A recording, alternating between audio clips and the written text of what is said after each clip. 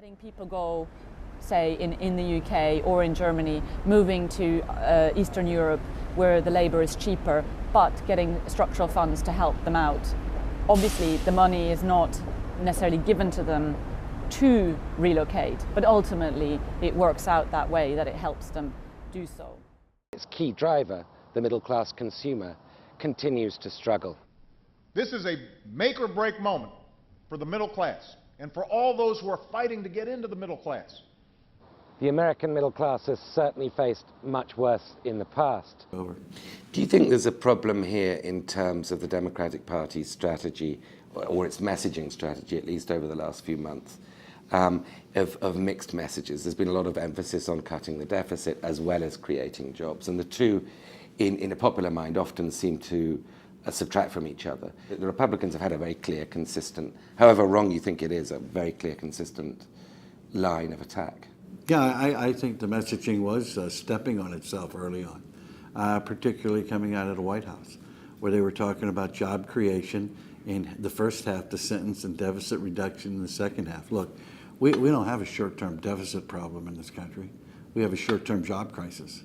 We do have a long-term deficit crisis, but the more jobs that you create, the lower... Say more businesses need to offer work experience, a lack of which is one of the most popular reasons quoted to fail job applicants under the age of 24. But businesses are already stretched, and as Simon Topman, Managing Director of Acme Whistles and former President of the city's Chamber of Commerce, says, it's down to more than just experience. I really don't expect somebody to leave school and be able to operate a power press on day one of their employment with me. But it would be nice if they could read the instructions for that power press and get it right because their English was at least up to that. It would be nice if, counting the work they'd done during the day, their maths was sufficient for them to get the count right. And that basic level of competence is what I require, and so often I'm sad to have to report that is what is missing. The mobile phone has completely revolutionised communications, but it's a very different kind of device from the sort of thing we expected to be using in the 21st century. Science fiction books and films convinced us for decades that video phones, along with those flying cars and food pills, would be the future. But although video keeps nearly taking off, it's had a pretty miserable history.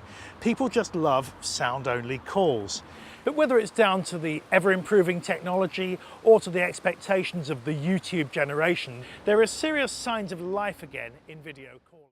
We're here to discuss the rise of China, and particularly China's evolving foreign policy.